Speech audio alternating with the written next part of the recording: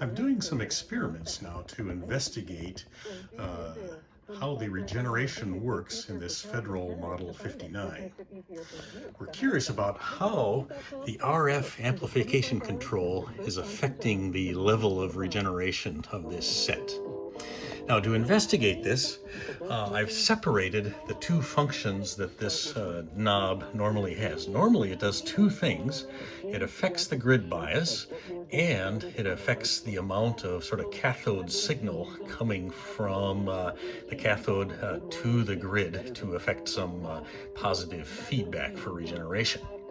Now, I've separated these by adding a capacitor between the wiper of the RF gain control and the point that's usually connected to it. This is a 0.05 microfarad capacitor, plenty big enough to pass RF with a little reactance. This wire here, which is what was connected directly, is the common point of the tune circuit, going to the coil, the main tuning cap, and the Vernier tuning cap. So now we've got an RF connection between those two, but not a DC connection between those two. DC is being supplied through this white wire through a 10K resistor back to a manual power supply where I have a fixed bias applied by this DC power supply. So the first thing to notice is that now that I've configured it this way, the RF amplification control has no effect. This suggests that this feeding of a little bit of sort of cathode signal as a form of positive feedback is not really happening. Otherwise, we'd have a lot of it here and none of it here.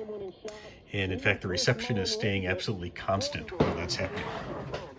On the other hand, what does happen with the grid bias? As I reduce the grid bias towards 0, the reception becomes very quiet or gone completely. As I increase it up towards around 3.5,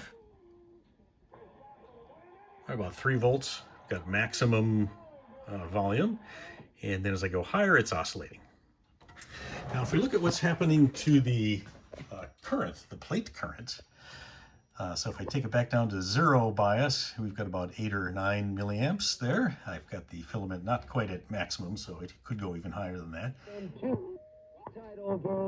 At good reception, we got about 7 milliamps. In oscillation, it continues to fall as I make the grid bias more negative, as you'd expect. Eventually, and listen for the little click, there. It finally stops oscillating when I get the grid bias so negative that it cuts off all current. So this shows us that setting the grid bias voltage is what is controlling the gain and the regeneration in this Federal 59. And choosing whether I'm connected more to F- or F+, which is how I would select how much cathode signal is being sent for regeneration, seems to have no effect.